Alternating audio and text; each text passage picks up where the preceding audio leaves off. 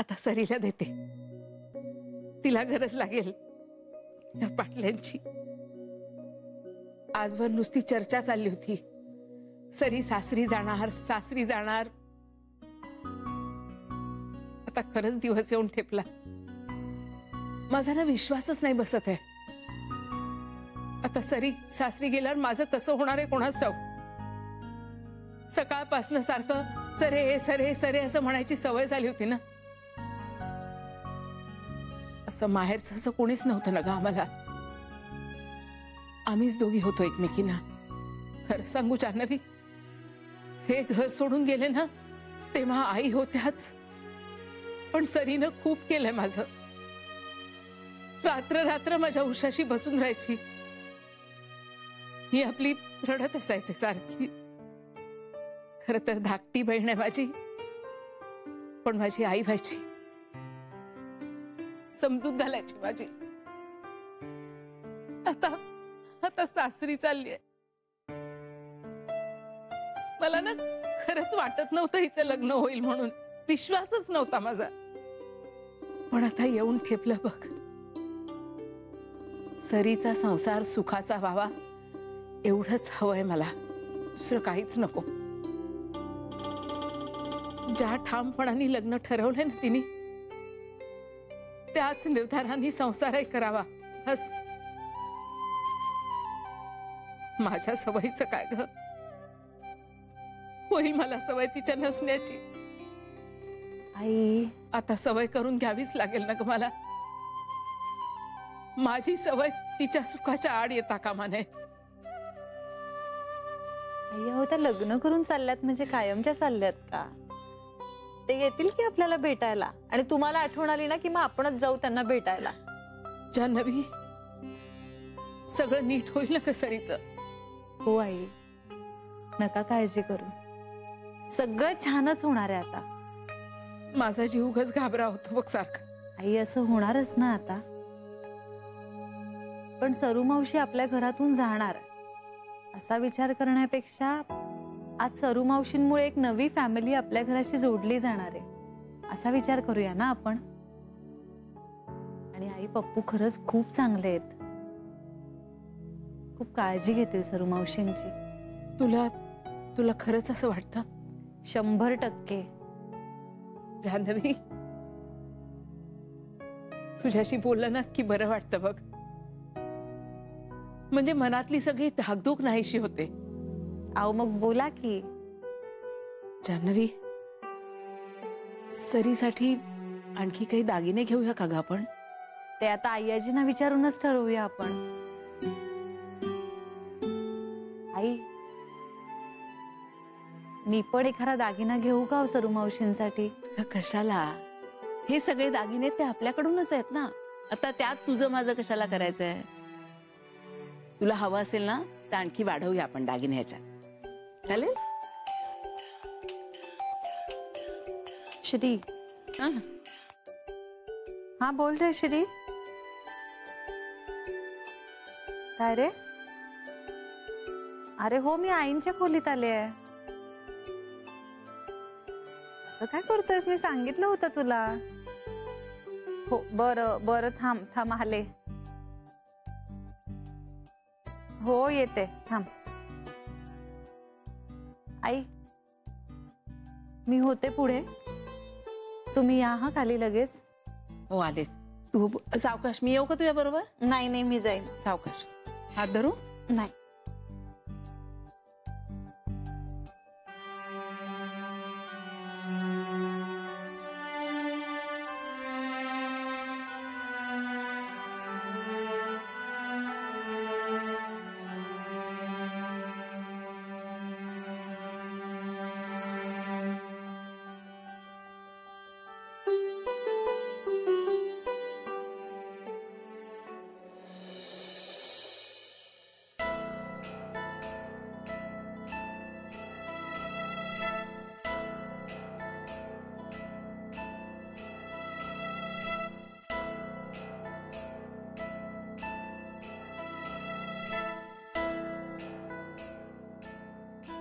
अगं सुनीता,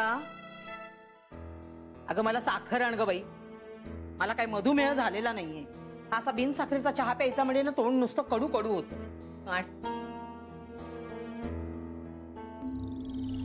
घाल घाल, अजून एक चमचा घाल. बस बस, थांब. आत्ता बरोबर आहे. तू सुनीताला काही बोललीयस?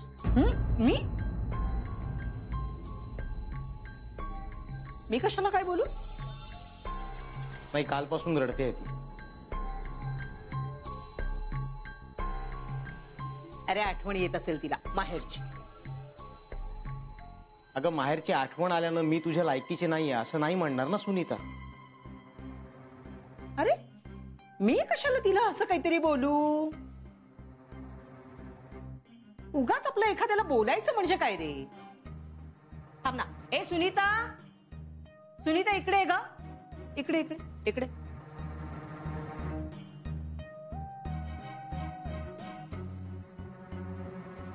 काय ग? अगं तुझ्याशी बोलतेय मी. काय ग, मी तुला काही असं म्हटलं का की तू माझ्या मुलाच्या लायकीची नाहीस? असं मी तुला काही बोलले का?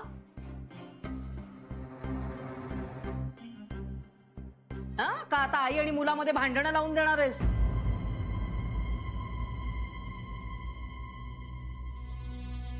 लगेच बरे कान फुंकलेस नवऱ्याचे. आई, तिनं मला काहीही सांगितलेलं नाहीये. अरे मग ते तुला कसं कळलं? म्हणजे तू असं काही बोललीस का? विचारा ना तिला. विचारा, तिलाच विचारा तुम्ही. हा सूर्य हा जयद्रथ समोरासमोर होऊन जाऊ देत काय ते. आणि मी कशाला तिला असं काहीतरी बोलू? मला सांगते, मी जर काही असं बोलले असेल ना तर आत्ताच्या आत्ता अगदी पाताळात जाईल मी. कला, तुझ्या पापाचा घडा भरला नाहीये अजून, पण तो जेव्हा भरेल ना तेव्हा हेच होणार आहे. झालं? तुम्ही ना कसलीही शहानिशा न करता लगेच अगदी मलाच बोलायला लागता. ए माझी आई, आता तू गप्प का ग? काय बोलले मी तुला? आता बोल ना घडाघडा. का आता का तोंडाला कुलूप लावून बसलीस?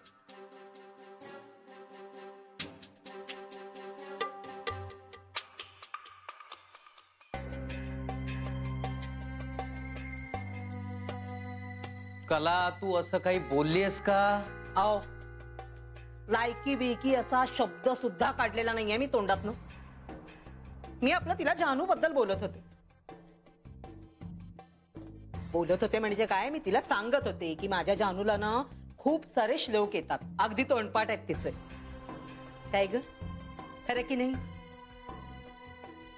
हेच बोलले की नाही मी तुला?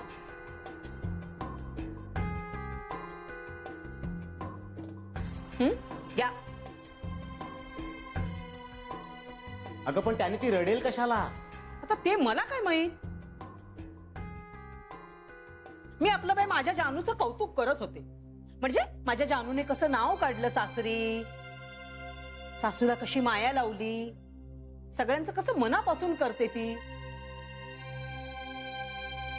काय ग, हेच बोलले ना मी तुझ्याशी?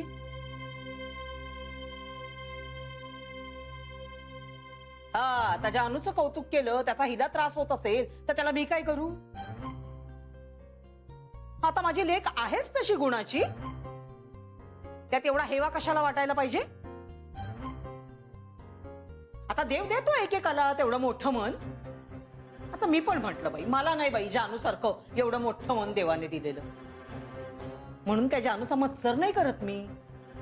कौतुकच वाटतं ना मला. ए सुनीता, हे बघ बाळा, लहान आहेस ना तू अजून, पण अशी नणंद मिळाली ना ते नशीब समज. कळलं? तिच्यावर जळण्यापेक्षा तिच्याकडनं 4 गोष्टी शिकून घे तू.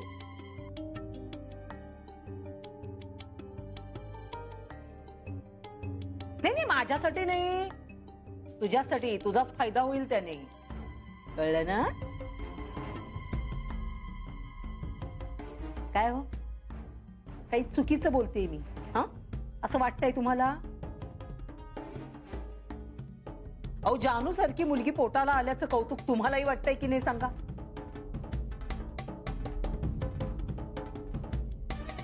आता जानूला मी काही जन्म दिला नाही, पण वाढवलं मीच ना. मला माझ्या मुलीच्या गुणांची कदर नसणार का? मग कुणाला असणार सांगा ना.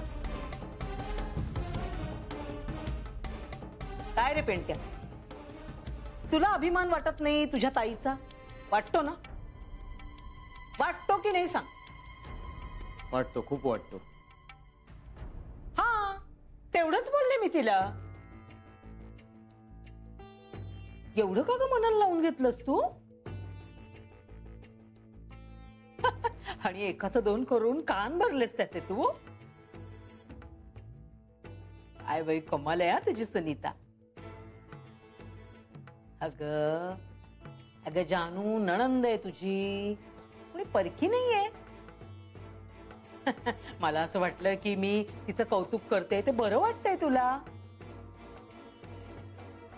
हा, आता तिच्या कौतुकाचा एवढा त्रास होणार असेल तुला तर राहिलं, जानूचं नाव पण काढणार नाही मी आता तुझ्या समोर. पण लेक आहे ती या घरची, तिचं नाव न काढून कसं चालेल? बघा बाई, ते तुम्हीच ठरवा आता. या मुलीशी बोलणं सुद्धा मुश्किल झालेलं आहे आता. चहा पण गार होऊन गेला.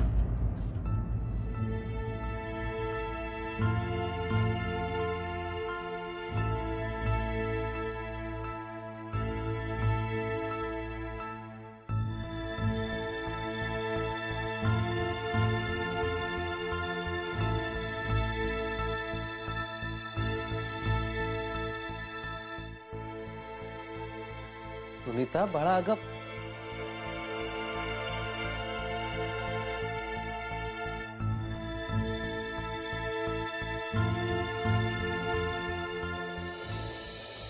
अरे हलू नको ग. अगं गुदगुली होते ना. गुदगुली जरा पेशन्स ठेव ना. हलतंय. अगं बेबी, तो बांगडीवाला हिचा चोडा भरून झालाय. आमच्या वेगवेगळ्या बांगड्या होत्या ना, संध्याकाळी घेऊन येईल तो. इकडे इकडे. हा, थांब थांब थांब थांब. ते मोकळं मोकळं दिसतंय ना. अगं, ते नाही दिसणार, नंतर भरीन सगळं मी. ही झाली. हा, श्री कुठे गेला? अगं, कांता बरोबर गेलाय. दागिने दागिने म्हणजे नवऱ्या मुलासाठी चेन आणि अंगठी आणायला गेलाय. कमाल आहे. मग मला का बोलवलं त्याने? अगं, मेन्यू ठरवायचा होता ना, म्हणून बोलवलं होतं. पण मी मेहंदी काढत होते. मी म्हटलं तोपर्यंत तुम्ही दागिने घेऊन या. माझी मेहंदी काढून होईल, मग आपण संध्याकाळी जाऊ. झाला सरे, झालं तुझा ब्लाऊज. आता फक्त घालून बघ, म्हणजे काही कमी जास्त करायचं असेल तर लगेच करून टाकते. करता येईल ना मनस? हे सगळं संध्याकाळी. मेहंदी कशी मेहंदी असताना काढणार ती, आता ब्लाऊज काढणार. ठीक आहे. बेबी, हे सगळं तुझ्या ताब्यात घे बरं. काय ग? इथे ठेवू? हा, इथे ठेव. दागिने.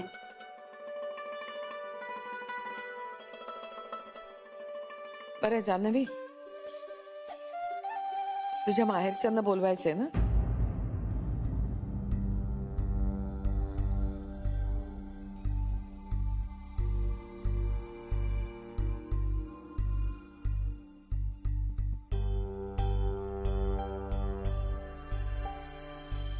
असं काही नाही आहे यायची. काही झालं तरी ते शेवटी आपल्या घरचेच आहे. आई, बेबी, असं करून चालणार नाही.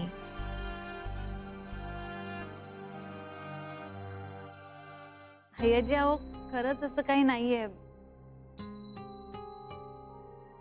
त्यांना काही नाही वाटणार आणि आपला घरगुती सोहळाच आहे ना, ते समजून घेतील. बरं, बाबांना पायामुळे येणंही शक्य नाही होणार ना. शुभ कार्य आहे, उगाच रुसवे फुगवे नको. आनंदात पार पडू दे सगळं. बरं, बाबांना पायामुळे येणंही शक्य नाही होणार ना? शुभ कार्य आहे, उगाच रुसवे फुगवे नको. आनंदात पार पडू दे सगळं. आई मला वाटतं आपण आमंत्रण करूया. यायचं की नाही ते त्यांना ठरवू दे ना. पण उगाच डोहाळ जेवणासारखं नको व्हायला.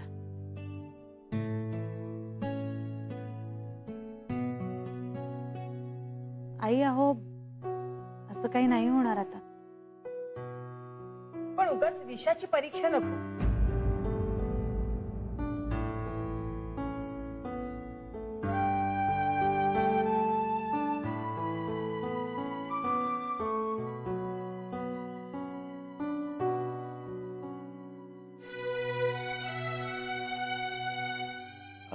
मला वाटतं आमंत्रणाचा फोन जायला हवा. मी करते.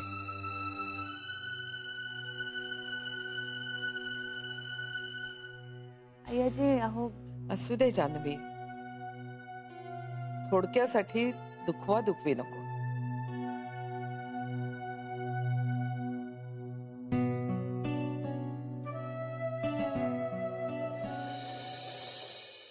रोन्या, तुला बी तसंच वाटतं का रे? मग तू रडलीस का ते सांगणार आहेस का मला? ते कारण नव्हतं अरे रोन्या. आई खोटं बोलली? नाही, त्या समजा बोलल्या ते ठीक आहे, पण त्यांच्यामुळे नाही रडले मी. बघितलं सुनीता, तू मला एक तर तुझ्या रडण्याचं कारण सांगत नाहीस. आई खोटं बोलली का म्हणून विचारतो तर त्यालाही तुझं उत्तर नाहीच. त्याचा अर्थ हाच होतो ना, आई जे काय बोलली त्याच्यामुळेच तुला रडू आलं. अरे पण ताईंना जे काय बोलल्या तर त्याच्यामुळे नाही रडले मी रोन्या. मग कशावरून रडली सुनीता? मला नाही सांगता येत. अगं मग मला कसं कळणार? रोन्या, मला नाही सांगता येत. हे बघ, माझा आईवर विश्वास आहे आणि मी तुला जाब विचारतोय तर तसं काही नाहीये. आईवर विश्वास नाहीच आहे माझा. पण चुकूनही तू ताईशी स्पर्धा करायला जाऊ नकोस. रोन्या, तसं खरंच काय नाहीये. तसं नसेल ना तरच उत्तम आहे सुनीता. हे बघ, आईनं मला जे काही सांगितलं ते आईचं म्हणणं असू शकतं. तुला दोष देत नाहीच आहे मी त्याबद्दल, तुझा राग करत नाहीच. पण आता विषय निघालाच आहे म्हणून सांगतोय. हे बघ, ताई जरी सासरी गेली असली ना तरी ती माझ्या आयुष्याचा सगळ्यात मोठा भाग होती, आहे आणि कायम राहणार. सुनीता, तू आमच्या घरात तुझं वेगळं स्थान निर्माण करण्याचा प्रयत्न कर ना ग. ताईचं स्थान घेण्याचा प्रयत्न नको करूस. ते तुला काय कधीच कोणालाच जमणार नाहीये. ताईशी ईर्ष्या करून तुझ्या हाती काहीच लागणार नाहीये. कारण माझं माझ्या बाबांवर, माझ्या ताईवर जीवापाड प्रेम. आणि जगात कुणाहीसाठी, अगदी कुणाहीसाठी मी त्यांना माझ्यापासून दूर नाही करू शकत. जर ताईचा राग केलास तर माझ्यापासून दूर राहशील. त्यामुळे प्लीज असं काही करायला जाऊ नकोस. प्लीज.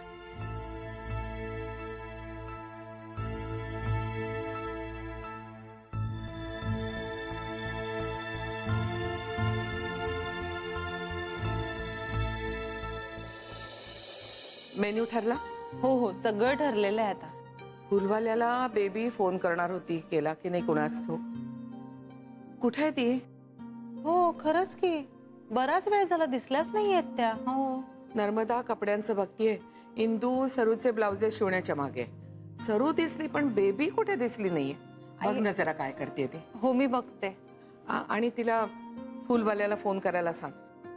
आईजी, मी हे सगळं करते, तुम्ही आता जाऊन झोपा. बघू, तुमची रोजची झोपायची वेळ उलटून गेली आहे. आलायचंच ग, कधीतरी व्हायचं असं. नाही नाही, नको, तुम्ही आराम करा. उद्या परत दगदग होणार आहे तुम्हाला आईजी. बरं, झोपते. आणि आता इथली नका काळजी करू, आम्ही सगळं बघतो. तुम्ही आहात म्हणूनच काळजी करत नाहीये मी. बरं, ते निरूप सांगायला विसरू नकोस. मी सांगते. आणि तूही झोप लवकर, उशीर झालाय खूप. हो आईजी. Good night. Good night.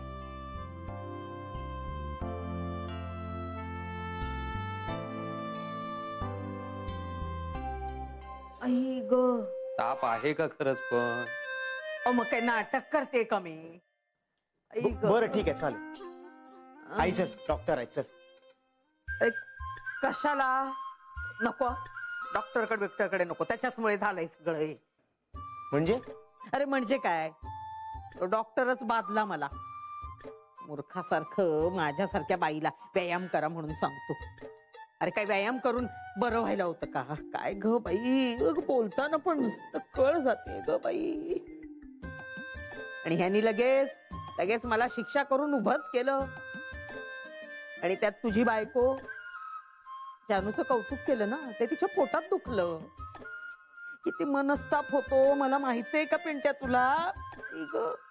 आता वय नाही राहिलं रे सोसायचं, आणि कष्ट पण नाही होत रे. अरे करायचे तेव्हा खूप कष्ट केलं मी. आता प्रकृती अगदी नाजूक झालीये माझी.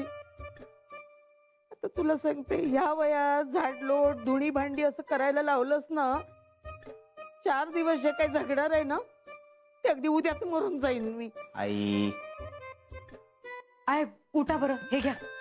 आणलेस का खिचडी का? आई बाई बाई बाई. एनएच केली ना, त्यामुळे तुला काही फरक पडतो का? तुमचं ना आधी बोलणं बंद करा.